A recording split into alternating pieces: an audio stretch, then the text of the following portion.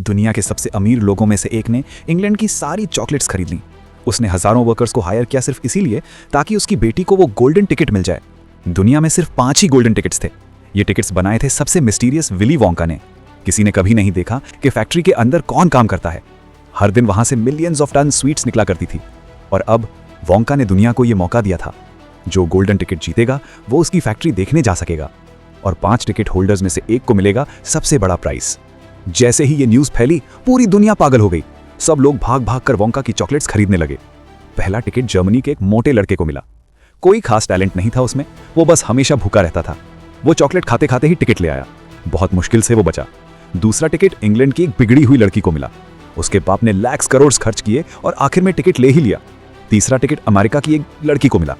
वो इतनी जिद्दी थी कि हर चीज का वर्ल्ड रिकॉर्ड तोड़ना चाहती थी। 3 महीने तक उसने चॉकलेट का रिकॉर्ड भी रखा। उसने सीधा कह दिया था कि बड़ा प्राइस तो मेरा ही होगा। चौथा टिकट भी मिल गया।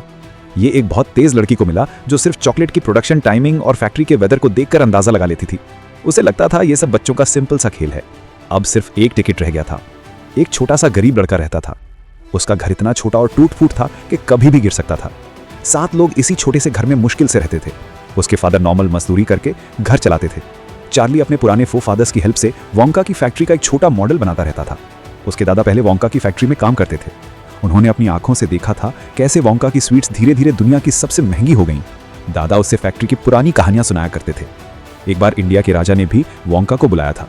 फिर फैक्ट्री में स्पाइस घुस गए और ऐसे ऐसे स्वीट्स बनाना शुरू कर दिए जैसे नेवर मेल्टिंग आइसक्रीम, हमेशा काम करने वाली च्युइंगम और इंसान से भी बड़ा बबलगम।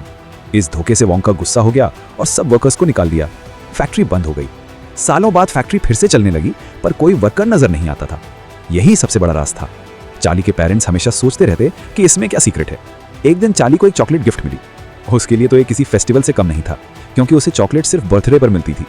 पूरी फैमिली को उम्मीद थी कि शायद अब गोल्डन टिकट मिल जाए, लेकिन जब पैकेट खुला तो वो सिंपल चॉकलेट निकली। फिर भी चार्ली ने उस चॉकलेट को छोटे छोटे पीसेज में तोड़कर सबको बांट दिया।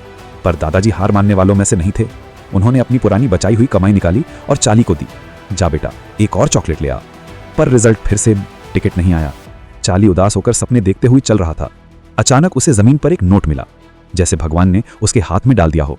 वो भागकर शॉप गया, चॉकलेट खरीदी और धीरे धीरे पैकेट खोला और उसमें चमकता हुआ गोल्डन टिकट था। चार्ली खुशी से कांपने लगा, लेकिन आसपास के लोग टिकट छीनने के लिए भागने लगे। शॉपकीपर ने कहा, बेटा घर भाग जाओ, अपनी फैमिली के साथ सेलिब्रेट करो। जब दादाजी को पता चला तो वो बेड से उछल कर खड़े हो गए और खुशी से डांस करने लगे।